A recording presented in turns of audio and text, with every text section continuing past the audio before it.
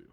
Yeah, right now we're not going to be seeing any of the more common junglers of the day, with Hecarim and Yep. Olaf taken off the table. And I like your focus here because both Carioca and Aegis haven't really proven themselves yet this season. It has been a lot more about the rest of the map.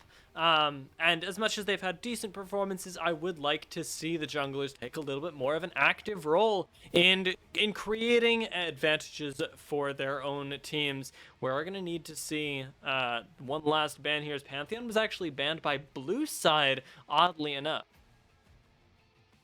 Yeah, interesting point here. I mean, they ban away two of the better junglers. They ban away the Pantheon here. I have to imagine that they're either first picking something like Talia or Graves here, first rotation. But jungle has been very turbulent the last several patches, right? Even going all the way back into preseason, even back on the Worlds patch and stuff. Yeah, it's hovered here, but yeah, it's locked in almost immediately with the Talia. But I think you answer back Graves and call it good. I'm not sure. I don't think anything would have pulled Graves out of the meta recently, but you know, at this point, I think you just pick that up. Maybe you go for an AD carry so you don't continue to get banned out here. Yeah, I like that as soon as you get back on the cast, we get another Talia game. Maybe we get a Renekton in here, get a little bit more top side priority. But you mentioned picking up an AD carry. They think about the Seraphine for a second. Very nice flex. Lulu even hovered here as well. As we're just playing around with all of the emotions. I really like the Seraphine because of the flexibility it provides. But with 7 seconds left, they're going to have to decide on something.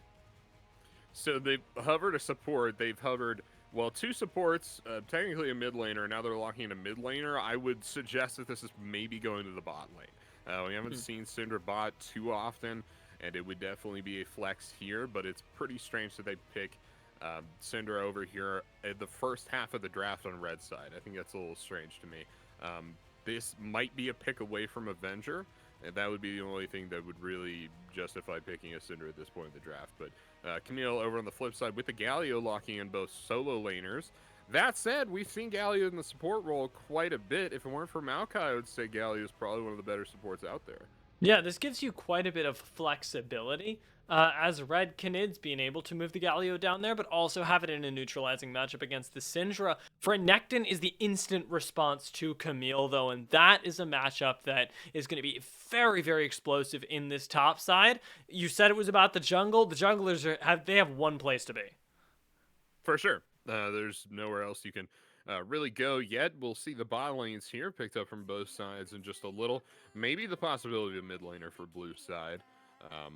Or for red side, to be honest. Not a whole lot. We basically know our top laners and junglers, to be honest. But that second round of bans is coming through, as could be predicted.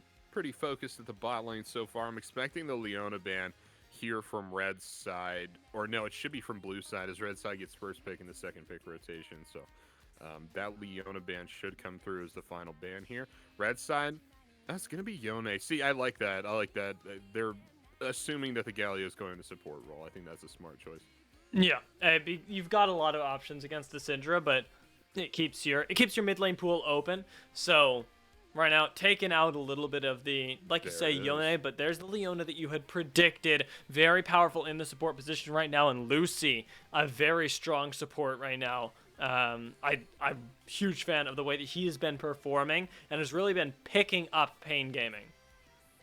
And I had assumed it would get banned there by blue side, but they went ahead and banned Alistar, thinking it was a better option for themselves. But the Leona immediately picked up here for Lucy, and that is a very strong pick. No bans left, and Kai'Sa locked in for Titan. That means Jhin is up for the Jhin Leona combo. That'd be pretty spooky, I would have to say. But there's no way to prevent it now for blue side. They lock in the Orianna, locking in the Galio down the support role. And we're about to find out where the Syndra is going. I think with the rest of the comp, it's probably going mid. I don't think Leona Syndra makes a lot of sense. No, and it's kind of odd to me, actually, that Avenger ends up opting for the Orianna. A lot of times when we see Orianna logged in, Syndra gets banned away. So picking himself into a skill slash maybe a slightly counter matchup there is a little bit of a risky move, especially when that's not the only hole you've got to address there as Aegis, who has quite a bit of fires to put out. For sure, and they're playing a dangerous game here, and the real, I guess, factor in this mid lane matchup is going to be response time from both your roaming support and your jungler. And if we're talking about just raw response time, Avenger has the pick of the litter, right? We're talking about Weaver's Wall and Hero's Entrance. It doesn't get much faster than that. But the thing about rotations, about jungle ganks, is that it's not just response time, right? Sometimes it's just where you happen to be on the map, right? Or where you, if you're dead, if you're working on objective, if you're ganking another lane or something, if you can't come mid right now because you're supporting your carry, you're out of rotation and things like that. And you have to be careful because Graves and Leona also have fantastic gank potential with Cinder, right? It doesn't take much setup for this champion to blow mid laner up with all that single target damage. Cinder is very well known for 100 to 0ing plenty of carries, and Orianna is not immune to that by any means. So it's a dangerous game here for Avenger. Yeah, let's see if he can play it right on the nose here, because Red Ganid's roster, they do have yet to disappoint, finding themselves at 3-0 going into today. They are unexpectedly, but very deservedly, one of the top rosters in CBLOL right now, and it's because they work together so well. You mentioned having the pick of the litter of resources. Their coordination should really push that over the edge here. Pain Gaming, they've got a lot of power picks. They've got a lot of kill potential in the lanes, and we'll see if they can outskill on an individual level the new roster of Red. Be interesting to find out. We got the cleanse coming through here for Titan on Kai'Sa as we load onto the Rift. Easy 5-point. It's best of ones, folks. You don't want to get too handsy at level 1 and throw away the whole game for yourselves. It leads to a lot safer of a playstyle, I think, in these first couple levels. So you see things like best of 3s, best of 5s open with a game 1 that... oh, here we go. Well, I think this one might be Pain favored. What do you think? I mean, I certainly think that other people think that. Given how Red Canids have performed, though, I can't imagine going into this game and going, this is anything but almost exactly even. Red Canids have not shown a whole lot of weakness just yet, and right now with the Camille on the table, Camille's not lost a game today. They got that on their roster. They got a Talia again. I don't think this is a 90-10 game. I don't think it is either. It's definitely not a 90-10 draft by any stretch of the imagination. Top lane, a little bit of trading for you here. Direct-to-camera loves that one, but we're supposed to have observers. I guess this is just the only place that fighting is happening. To be honest, I want to check out these jungle paths real quick. Both sides starting bot side, very standard, right? Little strange normally for a champion like Talia to start around the bot side. However, Talia's power in the meta right now and just the power of the champion allows her to go for a start like this. Also, the whole point of the champion is you want to gank top lane as much as possible, so starting bot lane is not a bad thing by any stretch of the imagination. You take the red and go down into Krugs, because Krugs have very low magic resist, and that way you can get the magic damage down onto them a lot better. After this, they should go blue and gank top. You are a true jungler, X, man. Fully knowing the best clear for Talia. But I am super hyper focused, I might say, on the way the top side has been going. You'll notice that the Ignite was taken by Guigo, and he's been smashing the lane, already forcing the back out of Robo, lest he die here. And this top lane should be a pretty easy gank for Aegis. All right, here's the thing. She full cleared bot side. And now she's transitioning through mid, up the river, and looking for an invade. So this is very interesting. I believe Graves will win this 1v1.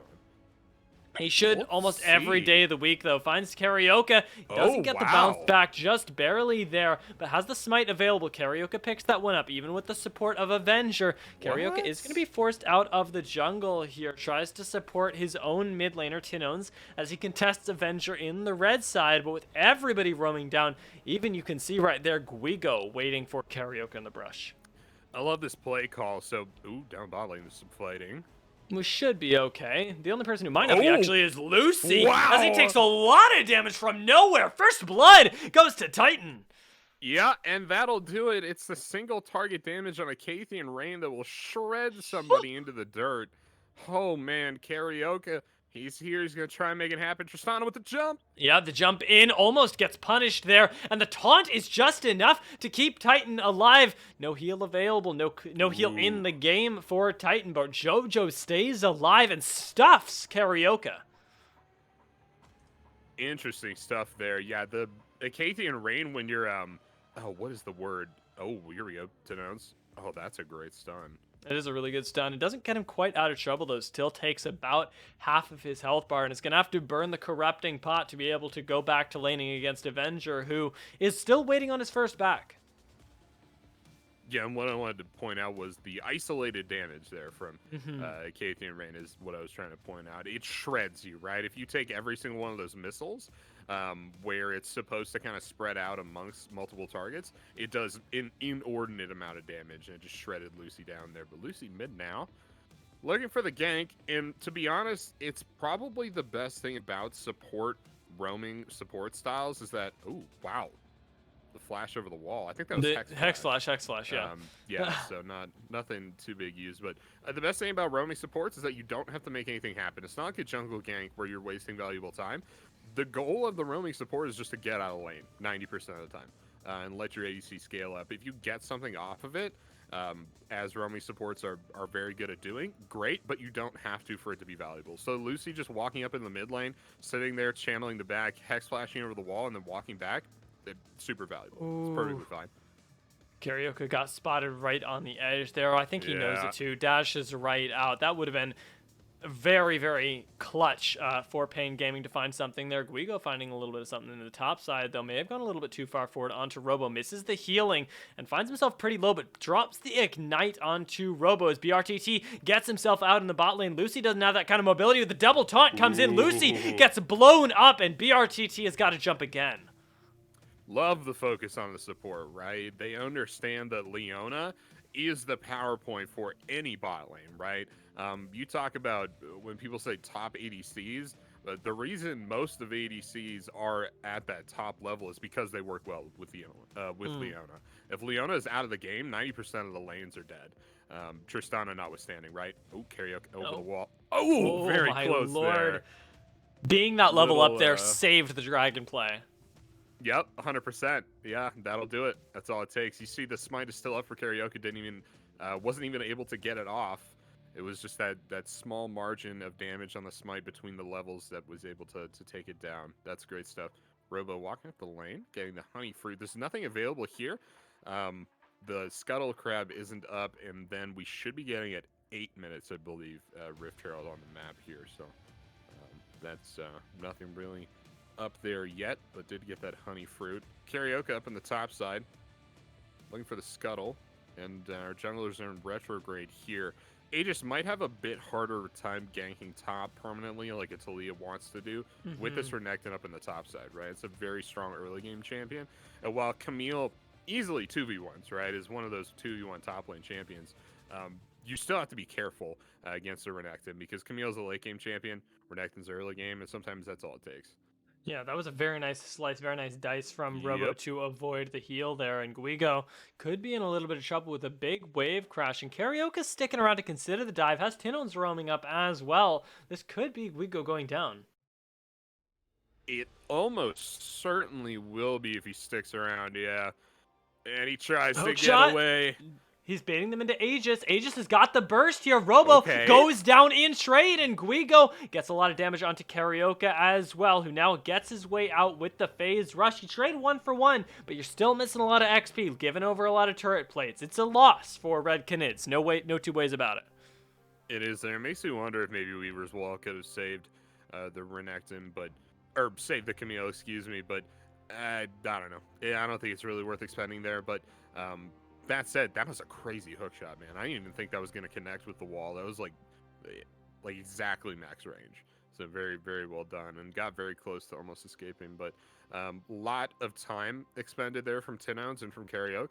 And while that was matched by Aegis, It was not matched by Avenger. Avenger was in the mid lane this whole time, and I don't have the plating that was taken down on the mid lane, but it looks like it still has all the plates up. But nonetheless, a CS gap between the two mid laners now, which is not really good for Tenones, right?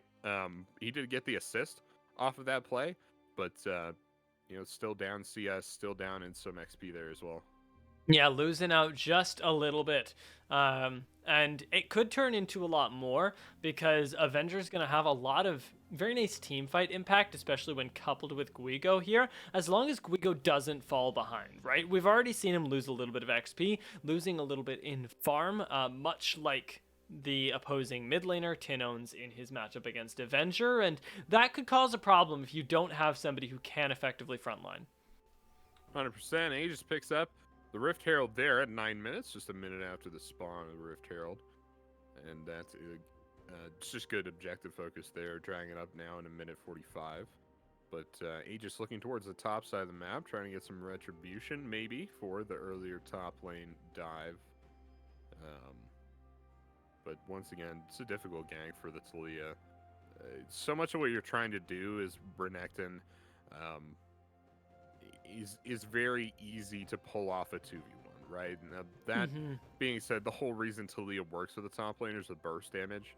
So, and that counters the healing from the Renekton. But, yeah, just going to take the reset there with the Rift Herald empowered back. But still wasting a lot of Robo's time, being overly cautious.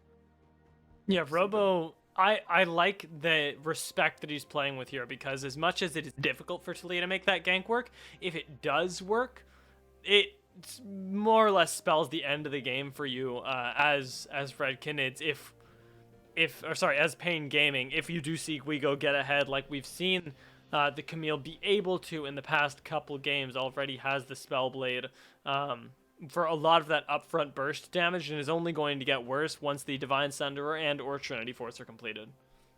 I've always said, Dina, that there's nothing that gives a game away quite like giving a late game hyper carry a triple kill at level 1. Because that's when they should not be like powerful at all, right? Like a Vayne shouldn't be walking in your jungle level 1 and triple killing you. That should be impossible. But if it happens, it sets Vayne up for the rest of the game. And it sets them up to a point where you will never catch them. And that's what we're talking about here with Camille, is that she shouldn't be able to kill Renekton. And if Taliyah is able to make it happen, that is very, very bad. But Dragon spawns now. Second dragon in the game. Both teams should be looking for this. Robo's got Check out the teleport red up. vision. Guigo does not have teleport up right now, so this might be Red Knids giving this objective away, unless they want to rotate Guigo down. BRTT does not have vision, and that is a big taunt into an even larger knockup. BRTT gets finished off by the Killer Instinct, and that pick is huge around this dragon. I really like the Observer's toggling vision there. That was just barely enough of a blind corner for the taunt to come out of the Galio and just barely hit the Tristana. And they even got the flash and the jump out, but it wasn't enough as Kaiser comes in with the ultimate and finishes her off. Yikes. Unfortunate Rift Herald. Yeah. The nice thing about sure. it... Go ahead. I don't know where they dropped it, is what I was going to say. It's like, where would they drop it that it walked top lane through the jungle like that? But they dropped it right behind red buff there. Lucy... Gonna eat a lot of damage right now. The return Galio ultimate gonna keep him in the area. 600 damage will mean that Pain Gaming actually do manage to pick up the dragon very, very strangely. So here's my thought process. You mentioned Robo had teleport up. Maybe they dropped Rift Herald top just so that if he teleported, the Rift Herald would have to punish. It's a good idea, right? Because Robo did have to stick around top to kill the Rift Herald, but they also lost the dragon. So they kind of lost both things, which is bad. You essentially get 100 gold off of physically killing the Rift Herald, but waste a bunch of time soloing it as Taliyah for no reason and then lose the dragon anyway. That's very, very bad, right? You're still ahead of the CS of Karaoke, but that's basically it, right? You're behind the dragon now, whereas before you would have been halfway to a dragon soul, and it feels super bad. Yeah, and right now, Guigo not really winning on the top side either, even with the Rift Herald drop, like you mentioned, not finding the charge, and he's not finding the way to lane against Robo like he was before. Robo gonna eat a turret shot there. Guigo considers going in, does end up deciding to, but the Okay. Dominus gets popped. Carioca is here. Robo goes down first, Ooh. and Jojo is here for the peel. The collateral damage might finish him off with the burn, but Guigo stays alive. Yeah, and JoJo looking for a Guardian proc that is not there. He has Aftershock or something. Maybe he's just trying to body block something. Well, possibly just the Yeah, shotgun shells, I which I'm think pretty it's sure just you body can. blocking, yeah. Yeah, which you can body block. Yeah, so some good movement there, but just 100-0 as the Renekton. We're at 14 minutes too, by the way. Not really supposed to be possible, but Camille is very strong and did have or does now have the mythic item completed, and the mythic item's pretty strong. But I think this is just Guigo running away with the game from here on out. And we're talking about these two players as like a difference of champions. I think it might just be a difference in skill level. Yeah, right there, it was also a difference in itemization. Robo not having been able to back, maybe hoping to get the backup from Carioca in time, but not expecting the damage that that Mythic would bring. And I think you're right, this very much could just spell the end very quickly for the top lane, because Guigo even getting a small lead is huge. Avenger, though, forced to flash away from the Solar Flare just to stay alive in the mid lane, does keep his life alive, and does manage to secure quite a few of the minions that were there waiting for him. While on the bot side, Red Canids are very happy to take the turret damage. Yeah, it's a rough roam there from Lucy. Kind of just doing damage control, and to be honest, uses both the Hex Flash and the ultimate to get essentially nothing. Just the flash from Avenger, some damage on the mid turret. They almost lose their entire bot turret for their trouble, and you're kind of scratching your head like, well, Red didn't have to do anything to get that damage on the bot turret, but I had to use my ult. We had to have 3 members in the area, and it's starting to seem like Pain are starting to bleed out a little bit here, but the gold difference is only about 500. It's still just 1 dragon apiece, and despite the kill difference between these two teams, gold fairly even. Yeah, which is surprising given how one-sided some of the lanes are, especially as we panned back here. Guigo easily winning the 1v1 against Robo at the moment, at least before that Gore Drinker does come in. Even with the double Dorans, Robo not really able to put up a fight. And Aegis is the guy that I want to talk about, is not really having involved himself that much yet. We saw him at the counter gank there, but he's been farming up a storm. He has, and that's been a focus for him for the majority of the game. I think the thought process was, I have a very late game top laner, a very late game mid laner, and a bot lane that doesn't apparently need my help. I'm just going to turbo farm these camps, and it's been very effective for them. They've actually been outfarming Graves, which is something that is very difficult for any jungler to do. So it's a huge focus towards looking for the second Rift Herald of the game, going down to Karaoke. And that maybe drop mid lane here in a little bit, but JoJo on the flank. Yeah, Avenger takes a Titan. big chunk, but Aegis is here as well, has the bot back available, but just gets shotgunned to the face by Carioca before he's cleaned up by Guigo. Now Robo in a lot of trouble. Yikes. He's going to be caught in the Hextech ultimatum, then the bounce house with the Galio, and as much as Lucy tries, Robo manages to survive with the Gore Drinker. Titan needs to be on his way out, has the explosive charge on him, and it will explode and kill him. JoJo sacrifices his life to buy a little bit more space for Avenger, but Pain Gaming against the odds, find a fight. And 2 Doran's Blades and a Gore Drinker plus the healing from your Q, that'll do it. That will do it. I think you hit that Q on probably 4 members of Red. Here's the replay for you. It all started with this, the play onto Tinones. Looks good. Command Shockwave comes out early in the fight, does plenty of damage, but it looked like they were getting away. Here's Weaver's Wall. Karaoke is just trying to help. Dies for his trouble. Tinones makes it out. Here's a teleport from Robo. This is ill-advised. Hextech ultimatum immediately in onto Robo, into the hero's entrance. Look at the healing on the Gore Drinker. And that's all she wrote. Avenger does make it out of this one. Titan dies, however, as does JoJo. And yeah, things go pretty well for Pain Gaming on back of a play that really it felt like they were supposed to lose. Yeah, I want to say like the core drinker turn there. We've highlighted it twice. I'm gonna say it again. That was the game changer there and allowed Pain Gaming to find a fight. They have paused the game off of the back of that, so maybe a few connectivity issues for the side of Pain. But nice thing is that Pain Gaming now off the back of that play get themselves theoretically the dragon that was spawning at the time. I would imagine so, yeah. And I'm wondering if this pause. It probably doesn't. I'm wondering if this pause has anything to do with that bug that I believe they hotfixed, where the gore drinker actually did like 80% healing instead of 8. That was Maybe I did see that. Yeah, I think that got hotfixed though. That should be fine on whatever tournament realm they're playing on. But that would be really funny if that was it. Wait a second, he's abusing a bug. Come on. Yeah. That would be rough. But yeah, the double Doran's Blade as well. I believe Doran's Blade gives you, I don't think it's Omnivamp. I'm pretty sure it's Lifesteal. But I think so. Still healing off of there as well. And you get the Q. Renekton Q is almost the same as the Gordon Anchor active. It just kind of, it does damage in the area and also heals you based on how many enemy champions you're hitting.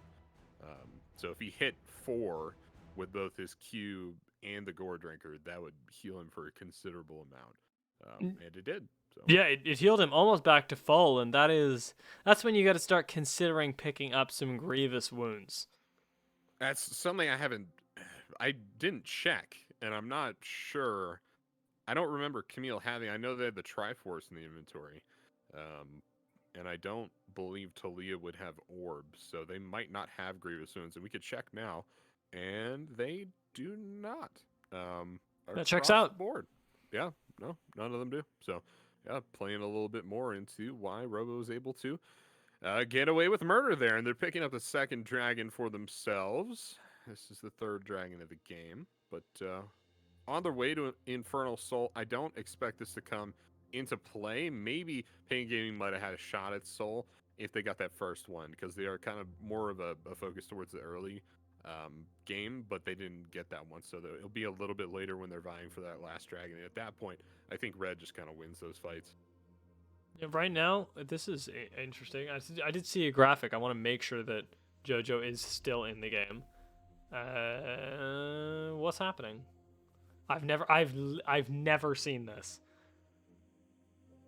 JoJo is topside river. Okay, it looks like we're all fine.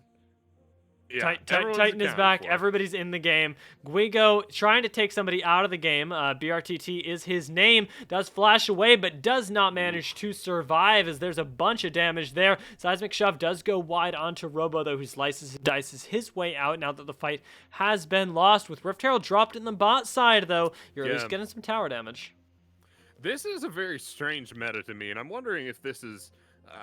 like the new dark tech that I don't know of or something. And it's happened with both Rift Heralds this game, is that they're just kind of randomly dropped at a point in the jungle that will lead them towards a tower that a team wants them to take. And that's a very strange way to use a Rift Herald historically. You just kind of drop it in and around the turret, right? You don't necessarily have to drop it on the turret, but at least like in the lane or close to it.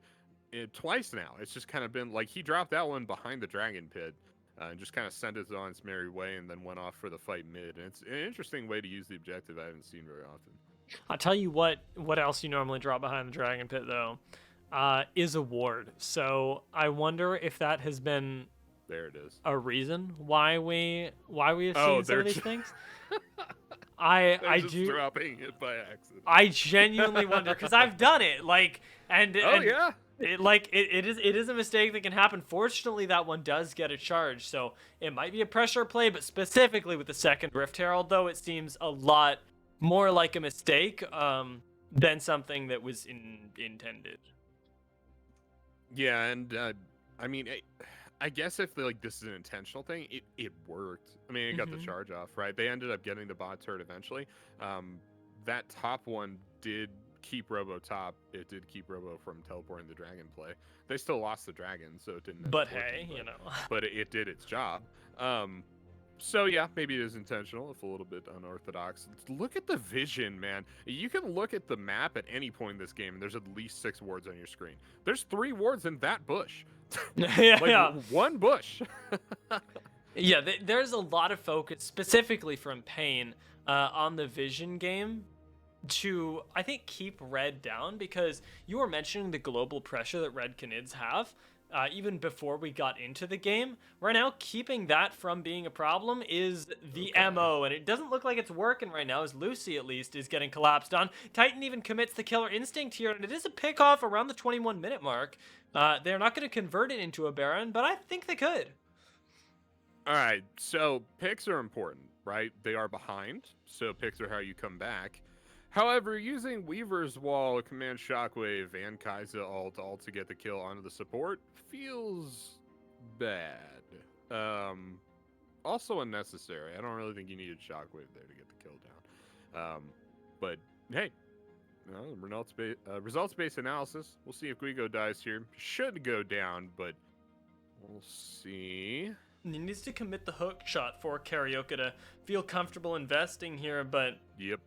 with the confidence of Robo, I think he's a little bit tipped off that Karaoke might be there, and you don't need to push this advantage because you're getting something on the top side. For sure. Getting that top lane turret. Dragging up in another, just under a minute now. I was about to say 30 seconds, but my internal clock is a little bit off. So just a little over 30 seconds now. And this one should just go down to Pain. To be honest, a little strange that they have the kind of map pressure that they do. The gold lead isn't very much. They also have, the Renekton, which while is pretty big, it's 22 minutes in the game. Should be falling off relatively soon. He's also top side. It's got teleport though. A lot of moving parts here. Yeah. We'll see how this one plays out. I think the biggest of moving parts to me right now is that Pain have been spiking right now. They have a lot of their initial mythics that give them a lot of upfront burst, especially for people like Karaoke and like Chinones, even Robo, which gives him a lot of survivability. So this is probably the strongest they'll be for the foreseeable future. If Red Canids can avoid fighting that, if they can sneak a dragon, for example, just given over to them by Pain Gaming in exchange for this mid lane turret, you're going to take that for as long as you can. Now, though, you're rushing to defend your mid lane tier 2, and you will lose that in trade for the Drake. I think this is a good trade for Pain. I don't think you can play for Dragon Soul if you're Pain. And to be honest, Red only has one dragon, so you can give them a couple before it starts to matter. Robo on the back end of Guigo here. We'll clean up the minion wave, but now there's a lot of backup for Guigo in the form of Aegis. Wants to bop back Robo, but doesn't get the seismic shove. Does have the pebble toss, though, and Jojo, nice guy Jojo, will tank up the tower. In the meantime, Pain Gaming, they're just going for the end of the game right now with 3 members committed into the top side. They know that they can take this inhibitor at the very least, and Avenger does not actually find the shockwave there. It feels super bad, right? Yeah, what Pain needed and why they traded that dragon off is that they need base down. They need inhibs down, because you're right, that play was the strongest they were going to be in the game, and one Infernal Dragon was not going to help them, right? They needed the super minions. They needed the pressure, the global pressure. Now that they've opened up an inhib, that helps them out a lot more than that dragon would have. It does. You need some sort of continuing way to threaten the end of the game right now, as you do maybe start to not fall off a little bit, but as Red start to scale up and have more options to answer you, especially around this Baron, having the global pressure of even an exposed inhibitor, something that Avenger right now is trying to remedy, is going to be very useful. And not just that, but it's kind of like a team fight versus a macro split push style that Pain is very afraid of right now. Because I think Pain, while they win straight up team fights, there's a lot of global mobility over on the side of Red. You have the Weaver's Wall, you have the Hero's Entrance, the teleport on Guigo, who is a notorious split pusher on this Camille, means that if we get to the 30-minute mark, we get to the 35-minute mark, somewhere around there, you could just kind of die from asphyxiation, right? The 1-3-1 could choke you to death, and there's no way you can really play against it at that stage of the game. So if they break open these side lanes, if they break open the inhibs, that gives them more breathing room. A little bit of a funny state here as we do bop into a fight. Solar Flare almost takes down Titan in combo with the damage, but now the collapse is onto Guigo, who assassinates Lucy. Robo trying to clean up the rest of the team, or at least zone them off. Will do the second, but not the first. And we will back off with a single kill going over to Red Canids. It's a massive 5-man shockwave onto Avenger. I hope they come up with a damage graphic or something for that last fight, because Avenger's going to have a lot of that damage. And that is that's a late game Orianna for you. It's starting to come into play here a little bit as they pass that 2-item mark and get well into the 3 items here. Red's looking for Pain. Topside River. He's got the wall to cut him off, and Aegis needs to survive this right now. The explosive charge not quite going to take him down, but BRTT is gone with the attempt, and very nice coordination from Red. Should net them this Baron. Karaoke still alive. Might look for the steal here, and isn't spotted right now, but Titan, he knows where it is. Flashes over the wall, actually, to try and secure the kill. Now use the Blast Cone to get right back in. Finish off this Baron, which is secured by Red Canids, and they get Lucy as a reward. Yeah, they get Lucy on the back end there as well, but so much sustained damage from Red between, the Kai'Sa, between the Talia as well. It's just so much damage there to be able to burn down that Baron. It went down very quickly, and there just wasn't time to react from Pain. Karaoke got in the area, but got almost bursted down over the wall and had to back off, and they give up the Baron. Now, that gold lead switched back in the favor of Red. And Pain, their worst nightmares might be coming to fruition. They did not pick up that top lane inhib. And remember, it felt super bad that they weren't able to get that, because look what's happening top lane. It's just a solo pushing Orianna is going to take your inner bot or your inner top turret, excuse me. Yeah, not a lot that can be done about Avenger right now with the lack of vision that Pain Gaming have for this rotation. The fact that Robo's in the bot side right now, Avenger gets to pick up an objective for free, and Red can continue putting pressure down in this mid lane. Actually, there's a teleport right back up there. He's going to keep doing it to him. He's going to keep doing it to him. Yeah, and there's nothing they can do. You have to go and look down at the split push on Guigo, because as dangerous as this is, what Avenger is doing, if it was Guigo doing it, they would be at the Nexus already, right? So you cannot let Camille get any time alone with turrets. And it's Pain. They're going to pick up their 3rd dragon of the game. They're going to look for the Dragon Soul, I guess. They lose their top inhib for it. I would not. I'm not taking that. That is not fun for anybody right now. And Guigo, not even split pushing, is just grouped up to get ready to take on this mid lane tower, where Pain Gaming are going to be hemorrhaging a lot of pressure towards this top side. Sad reality is, like, if you don't go for this dragon, Red just does what they're doing now and then rotate back onto it and take it anyway. So at least you get something. This is the better. Yeah, at least you get something, and at least you're not playing on a rift where, oh man, they're just gonna end. I think they just might seismic shove, deletes Robo and Lucy. Next up on the cutting board, JoJo's not going to explode in the meantime.